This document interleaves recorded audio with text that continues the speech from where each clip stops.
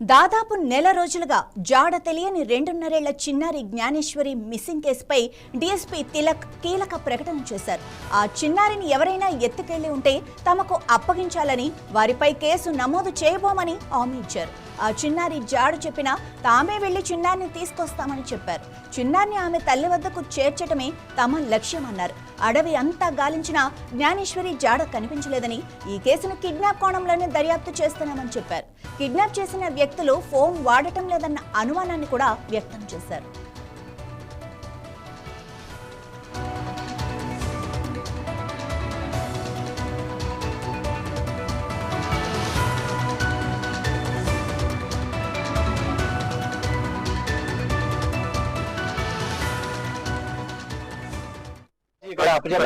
తీసుకొస్తే no case.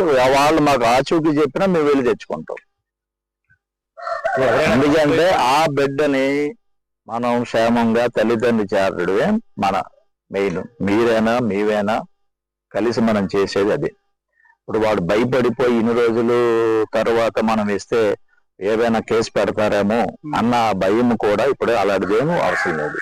Phone చేసి పలానా చోట ఉందండి పాప అన్న, మేము వెంటనే వెళ్ళి ఆ పాపను తీసుకొని వచ్చి తల్లిదండ్రులకి హ్యాండ్ ఓవర్ చేస్తాం.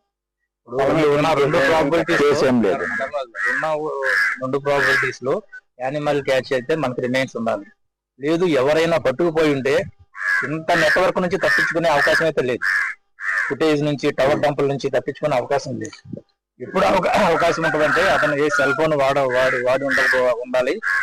వచ్చిన స్ట్రేంజర్స్ ఎవరైనా కానీ ఈ కొండ ప్రాంతం తెలిసిండి ఈ జనసంచారం రాకుండా కొండల వైపు నుంచి, కొండల్లో నుంచి వెళ్ళిపోయి ఉండాలి. ఈ కొండ లాస్ట్ ఎండింగ్ ఇంచుమించు 21 కిలోమీటర్స్ అడ్డ రోడ్డు వరకు ఉంటుంది.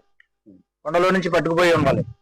అంతకు మించి ఈ ఫుటేజ్ నుంచి, టవర్ డంప్ నుంచి తప్పించుకునే అవకాశం లేదు. ఎప్పుడు అవకాశం ఉందంటే అతను సెల్ ఫోన్ యూజ్ చేసి ఉండకపోవాలి. సెల్ కూడా వాడిని తెలియకుండా ఉండాలి. ఈ టవర్ ఈ సీసీ ఫుటేజ్కి ఎక్కడ కవర్ అవ్వకుండా ఉండాలి.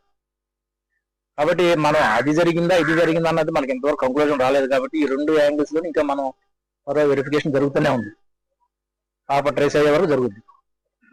తీసుకొచ్చి ఇక్కడ తీసుకొస్తే నో కేసు.